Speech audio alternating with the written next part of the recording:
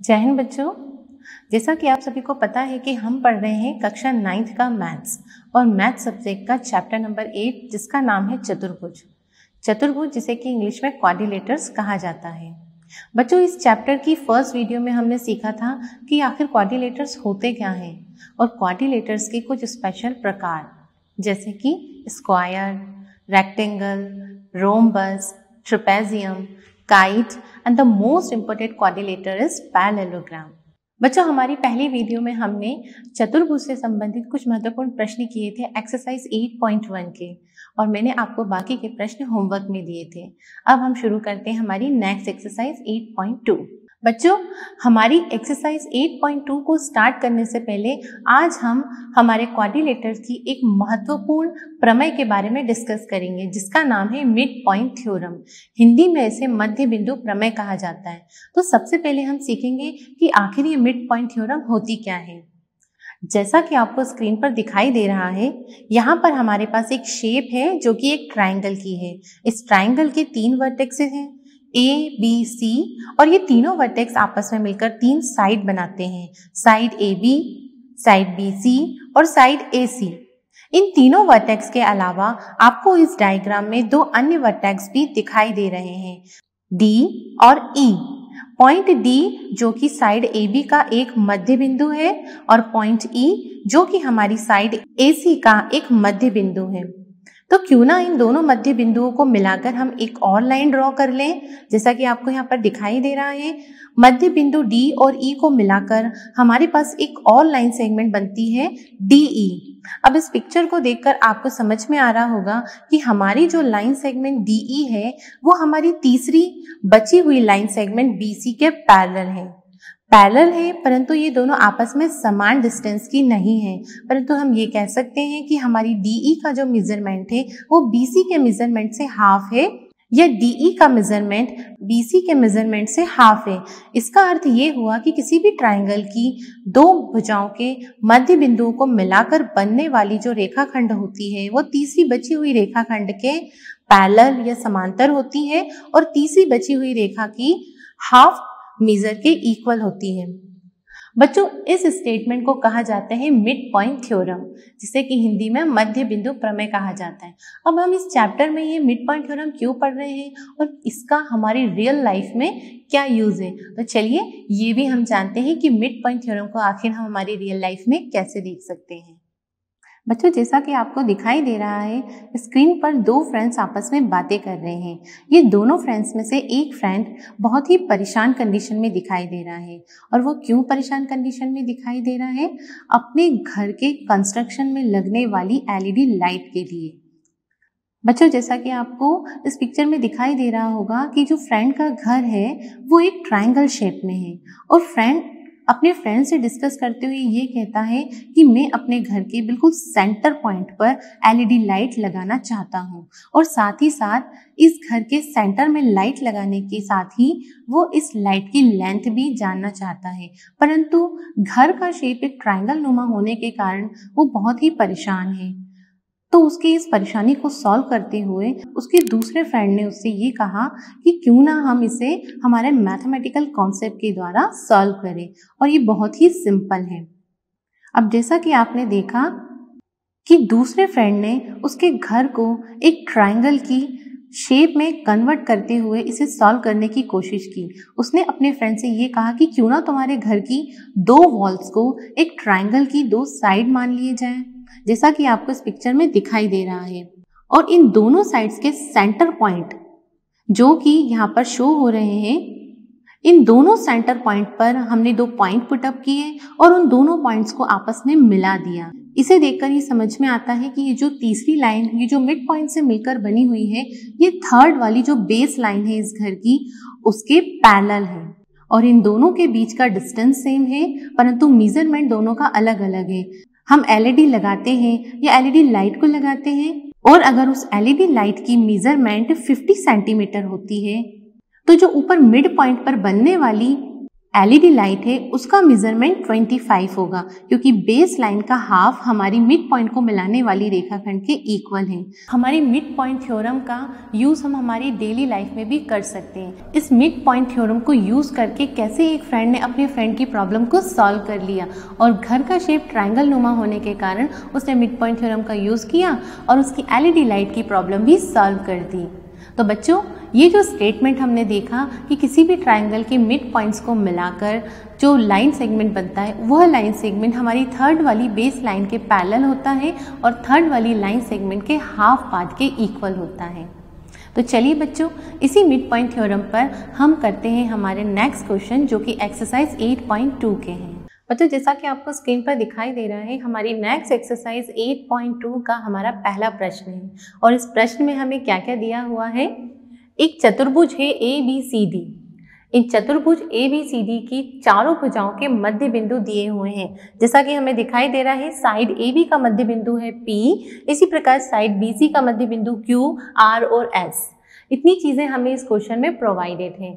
और साथ ही साथ हमें ये भी बताया गया है कि हमारा ABCD जो क्वाड्रिलेटर है उसका एक डायगोनल जिसे कि हिंदी में विकर्ण कहा जाता है, वो भी हमें गिवन है AC। अब इसी के साथ साथ हमें इस क्वेश्चन में प्रूफ क्या करना है, चलिए वो देखते हैं। हमें प्रूफ करने के लिए यहाँ पर ये कंटेंट दिया हुआ है।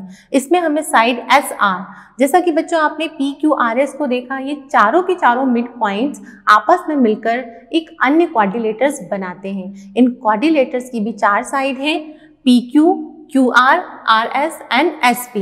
अब हमें प्रूफ ये करना है कि RS जो हमारी साइड है वो हमारे डायगोनल वाली साइड AC के पैरेलल है तथा इसी की हाफ मेजर के इक्वल है। That's mean SR is equal to half of AC। बच्चों, हमें इसी के साथ साथ PQ और RS, ये जो दो साइड्स हैं, इन दोनों साइड्स को आपस में इक्वल भी प्रूफ करना है। और साथ ही साथ हमें ये भी बताना है कि जो PQRS वाला क्वाड्रिलेटर है, जो हमारे ABCD क्वाड्रिलेटर के इंटीरियर एरिया में है, ये हमारा एक पैरेललोग्राम है।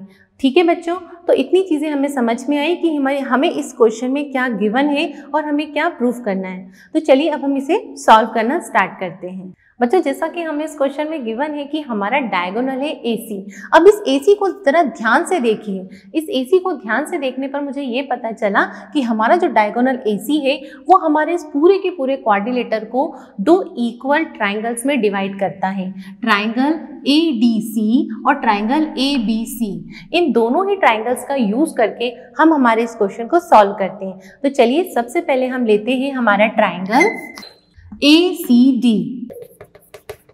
इस ACD में मुझे point A, point C, point D और इन्हीं के साथ साथ पॉइंट S और पॉइंट R भी दिखाई दे रहे हैं। तो बच्चों, जैसा कि हमने इस एक्सरसाइज के स्टार्ट होने से पहले हमने मिड पॉइंट थ्योरम के बारे में सीखा था, जो कि हमारे ट्राइंगल के ऊपर बेस्ड थी। और मिड पॉइंट थ्योरम हमें क्या बताती है कि किसी भी ट्राइंगल की दो साइड्स के मिड पॉइंट्स को मिलाने वाली लाइन सेगमेंट थर्ड वाली साइड के पैरेलल और उसके हाफ मेजर के इक्वल होती है। तो क्यों ना हम हमारी मिड पॉइंट थ्योरम को हमारे इसी ट्राइंगल के ऊपर यूज करें। तो अगर मिड पॉइंट थ्योरम का हम यूज करते तो हमने देखा कि हमारे जो मिड पॉइंट्स थे S और R, वो हमारी थर्ड वाली साइड, हमारे ट्राइंगल ACD की जो थर्ड साइड है AC, उसके इक्वल होती है।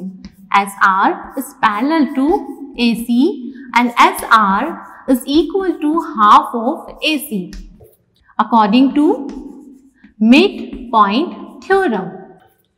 इन दोनों ही कंटेंट्स को मैंने नाम दिया इक्वेशन 1। अब इस AC डायगोनल से हमने ऊपर वाले ट्राइंगल के लिए मिड पॉइंट थ्योरम को प्रूफ किया। साथ ही साथ हम AC डायगोनल से बनने वाला जो हमारा सेकेंड नंबर का ट्राइंगल है उसे भी देख लेते हैं। हमारा जो दूसरा ट्राइंगल है वो है ट्राइंगल ABC। इस ट्राइंगल ABC में मैंने देखा point A, P, B, Q और C, ये सभी के सभी पॉइंट्स इस ट्राइंगल में आ रहे हैं। तो क्यों ना हम मिड पॉइंट थ्योरम का यहाँ भी यूज करें। और यहाँ पर यूज करने से मैंने देखा कि हमारे जो मिड पॉइंट्स थे P और Q, वो हमारे पैरेलल होंगे हमारी साइड AC के। और साथ ही साथ हमारी ये दोनों मिड पॉइंट से जो मिलने वाली लाइन है वो हाफ होगी AC से। ये हो गई हमारी second equation according to mid point theorem. बच्चों, अब आपने इक्वेशन 1 और इक्वेशन 2 को जरा ध्यान से देखिए तो हमें पता चलेगा कि AC जो है हमारा पैरेलल है SR के और यहाँ पर AC हमारा पैरेलल है PQ के। इन दोनों ही रिलेशन का यूज करके मैं बोल सकती हूँ कि मेरा SR पैरेलल होगा PQ के। सिमिलरली इन दोनों ही इक्वेशन के जो सेकंड वाले कंटेंट है SR is equal to half of AC and PQ is equal to half of AC। अब ये दोनों ही चीजें हमारे हाफ ऑफ AC के इक्वल है, तो इन दोनों का रिलेशन का यूज करके हम ये भी बोल सकते हैं कि SR जो है वो हमारा इक्वल होगा PQ के बाय इक्वेशन 1 एंड 2। हमारी इक्वेशन 1 और 2 का यूज करके हमने हमारे सामने ये दो रिलेशन पुट अप किए। इन दोनों रिलेशन को जरा ध्यान से देखते हैं। SR is parallel to PQ, like SR is parallel to PQ and SR is equal to PQ. SR is equal to PQ. किसी भी क्वाड्रिलेटर्स की जब भी दो अपोजिट साइड्स आपस में पैरेलल और इक्वल होती हैं, जैसा कि हमारे PQRS इस क्वाड्रिलेटर्स में ये जो दोनों साइड्स हैं आपस में पैरेलल और इक्वल है, और ये दोनों ही साइड्स हमारी कौन सी साइड्स है? Opposite side. तो अपोजिट साइड्स जब भी किसी क्वाड्रिलेटर्स की पैरेलल और इक्वल होती हैं तो वो हमारा कौन सा क्वाड्रिलेटर होता है? पैरेललोग्राम। That's it. तो बच्चों, हमने हमारी मिड पॉइंट थ्योरम का यूज करके ये प्रूफ कर दिया कि जो हमारा क्वाड्रिलेटर PQRS है वो एक पैरेललोग्राम है, इज अ पैरेललोग्राम। तो बच्चों, देखा आपने मिड पॉइंट थ्योरम का यूज करके कैसे हमने इस क्वेश्चन को सॉल्व कर दिया। आइए इसी थ्योरम का यूज करके हम कुछ और क्वेश्चन करते हैं। बच्चों, इसी एक्सरसाइज 8.2 का हमारा 3rd नंबर का क्वेश्चन अब हम सॉल्व करने जा रहे हैं, जिसमें क्या दिया हुआ है? ABCD एक रेक्टेंगल अर्थात आयत है। जैसा कि इस पिक्चर में आपको दिखाई दे रहा है, मैंने ABCD एक रेक्टेंगल ड्रॉ किया हुआ है। साथ ही साथ हमें यहाँ पर क्या दिया हुआ है कि इस रेक्टेंगल की जितनी भी साइड्स हैं उन सभी के मध्य बिंदु, जैसे कि साइड AB का मध्य बिंदु P और Q, R और S, ये सभी के सभी मध्य बिंदु दिए हुए हैं। और हमें प्रूफ क्या करना है कि जो हमारे ये मध्य बिंदु हैं इनसे मिलकर बनने वाला क्वाड्रिलेटरल एक समचतुर्भुज होता है। अब बच्चों, हमने हमारे इस चैप्टर की फर्स्ट वीडियो में सीखा था कि जो समचतुर्भुज, जिसे कि इंग्लिश में रोम्बस कहा जाता है, उसमें चारों साइड्स आपस में इक्वल होती हैं। परंतु चारों साइड तो हमारे स्क्वायर में भी इक्वल होती हैं, तो फिर स्क्वायर और रोम्बस में क्या डिफरेंस है? स्क्वायर के प्रत्येक वर्टेक्स पर बनने वाला जो एंगल होता है वो 90 डिग्री का होता है, परंतु रोम्बस में नहीं। और रोम्बस में वर्टेक्स से मिलकर जाने वाले जो डायगोनल्स होते हैं वो आपस में एक दूसरे को बाइसेक्ट करते हैं। ठीक है बच्चों, तो चलिए हम शुरू करते हैं हमारा ये क्वेश्चन। इस क्वेश्चन में हमारे पास जो गिवन है वो है ABCD is a rectangle and PQRS are the midpoints of all sides. Okay, तो ये थे हमारे गिवन। साथ ही साथ हमें यहाँ पर कंस्ट्रक्ट में देखेंगे, क्योंकि इस क्वेश्चन को सॉल्व करने के लिए हमें थोड़ा सा कंस्ट्रक्शन करना होगा। तो हम क्या कंस्ट्रक्शन करेंगे? हमें इन चारों वर्टेक्स के अलावा जो हमारे AC और BD वाले वर्टेक्स हैं इन सभी को हम ज्वाइन करते हैं। जैसे कि मैं यहाँ पर A से लेके C तक ज्वाइन कर रही हूँ और B से लेके D तक ज्वाइन कर रही हूँ। AC और BD को मैंने ज्वाइन किया और AC और BD हमारे क्या कहलाते हैं? डायगोनल। डायगोनल जिसे कि हिंदी में विकर्ण कहा जाता है। तो हमने हमारा जो कंस्ट्रक्शन है उसमें AC एंड BD इन सभी को ज्वाइन किया। ओके बच्चों, चलिए अब हम स्टार्ट करते हैं इसे प्रूफ करना। प्रूफ करने से पहले बच्चों, दोनों डायगोनल्स AC और BD को ज्वाइंट करने के बाद हमें अब प्रूफ करना है कि हमारा जो PQRS ये जो क्वाड्रिलेटर है ये एक रोम्बस है। दैट्स मीन हमें इन चारों साइड्स को आपस में इक्वल प्रूफ करना है। ओके बच्चों, तो हमने जब कंस्ट्रक्ट AC और BD किया तो हम सबसे पहले हमारे पहले डायगोनल BD के पास जाते हैं और BD डायगोनल से हमें ABD और BDC ये दो ट्राइंगल्स दिखाई दे रहे हैं, तो हम इन दोनों ट्राइंगल्स का यूज करके दो साइड्स को आपस में इक्वल प्रूफ करते हैं। तो हमने सबसे पहले यूज किया ABD, ट्राइंगल ABD। इस ट्राइंगल ABD के जो मिड पॉइंट्स हैं वो है SP। अब according to mid point theorem ये जो SP है ये किसके पैरेलल होगा? BD साइड के। और साथ ही साथ हमारा जो SP है वो हाफ ऑफ BD होगा according to mid point theorem. That's your equation 1। BD diagonal से ही हमारा दूसरा ट्राइंगल है BCD, ट्राइंगल BCD। यहां पर हमने देखा कि जो हमारी साइड्स के दो मिड पॉइंट्स है वो है Q and R। So QR is parallel to BD and QR is equal to half of BD. Again, mid-point theorem. That's your equation 2.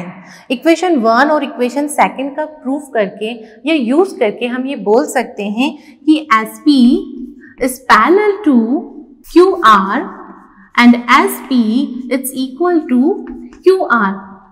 SP और QR इन दोनों अपोजिट साइड्स को हमने इक्वल और पैरेलल प्रूफ कर दिया है। अब क्वाड्रिलेटर की जब भी दो अपोजिट साइड्स आपस में इक्वल और पैरेलल होती हैं तो वो होता है हमारा पैरेललोग्राम। परंतु इस स्पेशल टाइप के पैरेललोग्राम को हमें रोम्बस प्रूफ करना है। तो चलिए आगे भी सॉल्व करते हैं। बच्चों इन दोनों ही साइड्स को हमने अभी पैरेलल और इक्वल प्रूफ कर दिया। दैट्स मीन दोनों अपोजिट साइड्स आपस में पैरेलल और इक्वल हैं तो ये पैरेललोग्राम बनाते हैं, परंतु हमें इसे एक रोम्बस प्रूफ करना है। ठीक है, तो अब हमने देखा कि दोनों साइड्स इक्वल और पैरेलल प्रूफ होने के बाद हमारे जो डायगोनल्स हैं AC और BD, ये दोनों ही डायगोनल हमारे रेक्टेंगल के डायगोनल हैं। और हमने इस चैप्टर की जो पहली वीडियो थी उसमें ये सीखा था कि रेक्टेंगल के जो डायगोनल्स होते हैं वो आपस में क्या होते हैं? इक्वल होते हैं। तो आपको ये रिलेशन हमेशा याद रखना है कि रेक्टेंगल के जो डायगोनल्स होते हैं आपस में इक्वल होते हैं। अब आगे प्रूफ करने के लिए हम चलते हैं हमारे सेकंड वाले डायगोनल के ऊपर। सेकंड डायगोनल है हमारा AC और AC डायगोनल हमारे इस डायग्राम को अगेन दो ट्राइंगल्स में डिवाइड करता है। पहला ट्राइंगल है हमारा ACD और सेकंड वाला ट्राइंगल है हमारा ABC। तो हम जाएंगे सबसे पहले हमारे ट्राइंगल ADC की तरफ। इस ट्राइंगल ACD में मैंने देखा कि जो दो साइड्स के मिड पॉइंट है SR वो पैरेलल होंगे हमारी थर्ड लाइन सेगमेंट AC के। Similarly SR its equal to half of AC according to mid point theorem. ठीक है बच्चों, इसको मैंने दिया इक्वेशन 3 नाम। अगेन हमारा जो सेकंड वाला ट्राइंगल है ABC, इसमें हमारे mid point P and Q, they both are parallel to again AC and PQ is equal to half of AC। ये रिलेशन हमारे मिड पॉइंट थ्योरम के अकॉर्डिंग आए हैं और हम जानते हैं कि SR अगर इक्वल है AC के तो हम इसे SR its equal to half of, इस AC की जगह में क्या पुटअप कर सकती हूँ? BD। क्यों? क्योंकि AC और BD आपस में डायगोनल है और इक्वल है। तो जब दोनों आपस में इक्वल है तो मैं AC के रिप्लेस पर BD पुटअप कर सकती हूँ। ये हमारी equation number 4। Similarly PQ again half of AC और AC की जगह मैंने अगेन पुटअप किया BD। This is your equation 5। अब बच्चों आपने स्टार्टिंग में जब इस क्वेश्चन को मैंने स्टार्ट किया था तो मैंने देखा था half of BD is equal to SP and half of BD is also equal to RQ। यहाँ पर भी मैंने half of BD its equal to RS and half of BD its equal to PQ। तो equation 1, equation 2, equation 4 और equation 5, इन चारों ही equation में मैंने देखा कि हाफ ऑफ BD की जगह हम SP भी पुटअप कर सकते हैं, हाफ ऑफ BD की जगह पर हम RQ को भी पुटअप कर सकते हैं, हाफ ऑफ BD की जगह हम SR को भी पुटअप कर सकते हैं एंड हाफ ऑफ BD की जगह हम PQ को भी पुटअप कर सकते हैं। दैट्स मीन ये सभी के सभी आपस में क्या होंगे? इक्वल होंगे। और ये सभी के सभी क्या है, हमारे रेक्टेंगल के अंदर बनने वाला जो क्वाड्रिलेटर है उसकी side SP, RQ, SR and PQ। तो ध्यान से देखने पर हमें पता चला कि हमारे इंटरनल एरिया में जो बनने वाला क्वाड्रिलेटर है उन सभी की सभी साइड को हमने यहाँ पर इक्वल प्रूफ कर दिया है। और किसी भी क्वाड्रिलेटर की जब चारों साइड्स आपस में इक्वल प्रूफ हो जाती है तो वो क्या कहलाता है, rhombus. That's mean PQRS is a rhombus। तो बच्चों आपने देखा, अगेन मैंने इस क्वेश्चन में मिड पॉइंट थ्योरम का यूज करके इस क्वेश्चन को सॉल्व कर दिया है। बाकी के क्वेश्चंस भी हमें मिड पॉइंट थ्योरम की हेल्प से ही सॉल्व करने होंगे। बच्चों इसी एक्सरसाइज 8.2 का क्वेश्चन नंबर 6, क्वेश्चन नंबर 6 में क्या दिया हुआ है, एक चतुर्भुज दिया हुआ है और हमें ये प्रूफ करना है कि किसी भी चतुर्भुज की सम्मुख भुजाएं अर्थात opposite sides, in opposite sides के जो मिड पॉइंट्स हैं और इन मिड पॉइंट्स को मिलाने वाली रेखाखंड जो आपस में जुड़ते हैं तो वे एक दूसरे को बाइसेक्ट करते हैं। ठीक है बच्चों, तो इस क्वेश्चन में हम देखते हैं कि हमें गिवन क्या क्या है। इस क्वेश्चन में हमें गिवन है एक चतुर्भुज। अभी यहाँ पर हमें कोई डायग्राम नहीं दिया था, इसलिए हमने इस क्वेश्चन के अकॉर्डिंग हमारी तरफ से एक डायग्राम रेडी कर लिया है। जैसा कि आपको दिखाई दे रहा है, हमारा जो क्वाड्रिलेटरल है वो है ABCD और इसकी सम्मुख भुजाएं, अगर हम एक साइड AB को लेते हैं तो उसकी सम्मुख भुजा या अपोजिट साइड होगी CD और इन दोनों ही साइड्स के जो मिड पॉइंट्स हैं वो है P and R and S and Q। तो हमें एक्चुअली में प्रूफ करना है कि जो सम्मुख वाली भुजाएं होती हैं उनके mid points, that's mean RQ and SQ, RP and SP, ये दोनों ही आपस में बाइसेक्ट करते हैं। PR बाइसेक्ट टू SQ, इस चीज को हमें प्रूफ करना है। तो चलिए इसे प्रूफ करने से पहले हम थोड़ा सा कंस्ट्रक्शन करते हैं। तो कंस्ट्रक्शन में हमने क्या किया, कंस्ट्रक्ट में हमने किया कि ये जो हमारा A और C तक की जो लाइन सेगमेंट है इसे ज्वाइन कर देते हैं। A से लेके C तक की जो लाइन सेगमेंट है वो हमारे क्वाड्रिलेटर्स का क्या कहलाता है, डायगोनल। तो हम यहाँ पर हमारे डायगोनल की हेल्प से इस क्वेश्चन को प्रूफ करेंगे। डायगोनल AC ड्रॉ करने से मेरे इस क्वाड्रिलेटर्स को मैंने दो पार्ट्स में डिवाइड कर लिया है। अगेन हम इसमें जाएंगे ऊपर वाले पार्ट की तरफ जो हमारा ट्राइंगल बनाते हैं ACD। इस ACD में हमने देखा कि जो मिड पॉइंट है S and R ये पैरेलल होंगे AC के and SR is equal to half of AC, again by midpoint theorem. Similarly जो हमारा दूसरा ट्राइंगल है ABC, इस ABC ट्राइंगल में भी हमने देखा कि जो हमारे मिड पॉइंट है PQ वो पैरेलल होंगे हमारे AC के and PQ again equal to half of AC। तो बच्चों ये इक्वेशन भी हम किसकी हेल्प से लेकर आए हैं, मिड पॉइंट थ्योरम की हेल्प से। इक्वेशन 1 और इक्वेशन 2 को जब हमने ध्यान से देखा तो हमें पता चला कि ये दोनों AC के पैरेलल हैं। That's mean SR is parallel to PQ and SR is equal to PQ। ये दो चीजें हमने हमारे कंस्ट्रक्शन के बाद प्रूफ की और ये दोनों ही साइड SR और PQ इंटरनल एरिया में बनने वाले क्वाड्रिलेटर की अपोजिट साइड्स हैं। और जब भी किसी क्वाड्रिलेटर की अपोजिट साइड आपस में पैरेलल और इक्वल होती हैं तो वो क्या बन जाता है, एक पैरेललोग्राम। तो इससे हमें ये प्रूफ हुआ कि PQRS इज अ पैरेललोग्राम। बच्चों जैसा कि हमने यहाँ पर देखा कि PQR एक हमारा एक पैरेललोग्राम बन गया है या हमने इसे प्रूफ कर दिया है। तो हम जानते हैं कि पैरेललोग्राम के जो वर्टेक्स होते हैं, अपोजिट वर्टेक्स जो होते हैं और इसकी जो डायगोनल्स होते हैं, इनको मिलाने वाली जो लाइन सेगमेंट्स होती हैं वो आपस में क्या होती हैं, बाइसेक्ट करती हैं। तो एक्चुअल में यहाँ पर इस क्वेश्चन में हमें डायरेक्टली ये प्रूफ करना था कि PQR इज अ पैरेललोग्राम, क्योंकि अगर हम इसे पैरेललोग्राम प्रूव कर देते हैं सो दैट्स वेरी सिंपल कि पैरेललोग्राम के जो अपोजिट मिड पॉइंट्स होते हैं इनको मिलाने वाली लाइन सेगमेंट हमेशा एक दूसरे को बाइसेक्ट करती हैं। तो अगर हमारा PQRS एक पैरेललोग्राम है तो इसे सिंपली ये सॉल्व हो ही जाता है कि PR is bisect to SQ। Why? क्योंकि PR जो है ये दोनों अपोजिट साइड्स के अपोजिट मिड पॉइंट्स है, सिमिलरली SQ भी हमारी अपोजिट साइड्स के मिड पॉइंट्स है, और ये दोनों ही मिड पॉइंट को जब ज्वाइन किया जाता है तो ज्वाइन करने वाले जो लाइन सेगमेंट है वे हमेशा आपस में बाइसेक्ट करेंगे। कब? जबकि इन पॉइंट से मिलकर बनने वाला क्वाड्रिलेटर एक पैरेललोग्राम होता है। अभी अभी हमने इन चारों पॉइंट्स को मिलाकर PQRS को हमने एक पैरेललोग्राम प्रूफ किया है। दैट्स मीन हमारा क्वेश्चन यहाँ पर होता है कंप्लीट। तो बच्चों आपने देखा मिड पॉइंट थ्योरम का यूज करके मैंने यहाँ पर 3 क्वेश्चन सॉल्व किए हैं, और बचे क्वेश्चन किसको सॉल्व करना है? आपको। बचे हुए क्वेश्चन सभी आपके होमवर्क के, एंड आई होप कि वो सभी क्वेश्चन आपसे बहुत अच्छे से बनेंगे। जय हिंद, धन्यवाद।